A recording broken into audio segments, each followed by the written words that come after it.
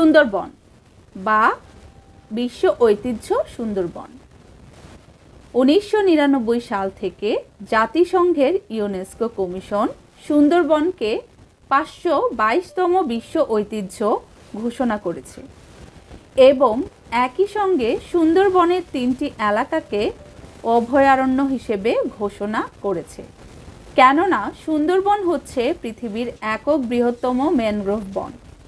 নানা ধরনের বৃক্ষ ও লতাগুল্ম এবং নানা রকমের বন্যপ্রাণীর সমাবেশে সুন্দরবন এক অকৃত্রিম প্রাকৃতিক নিদর্শন। মাত্র 200 বছর আগেও এ বনের আয়তন ছিল 17,000 বর্গ কিলোমিটার আর বর্তমান আয়তন 4,000 বর্গ কিলোমিটার।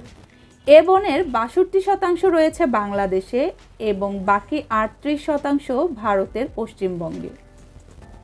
সুন্দরবনের বৈচিত্র্যময় ও অপরূপ উদ্ভিদের অধিকাংশই ম্যানগ্রোভ ধরনের। এই বনে রয়েছে সুন্দরী, গরান, গেওয়া, কেওড়া ইত্যাদি বৃক্ষ এবং গুল্মলতা, ঘাস, নিপা, পাম বা গোলপাতা, পরগাছা ও আরোহী উদ্ভিদ। এখানে রয়্যাল বেঙ্গল টাইগার, মায়া ও চিত্রা হরিণ, রেসাস বানর সহ 50 প্রকারের স্তন্যপায়ী প্রাণী রয়েছে। এছাড়াও 320 প্রজাতির বিচিত্র আবাসিক ও পরযায়ী পাখি, 50 প্রজাতির সরীসৃপ এবং 400 প্রজাতির মাছ দেখা যায় এ বনের জলে, স্থলে ও আকাশে। এই বনের কাঠ, মধু, শামুক, ঝিনুক, চিংড়ি ও কাঁকড়া অনেক মানুষের জীবিকার উৎস।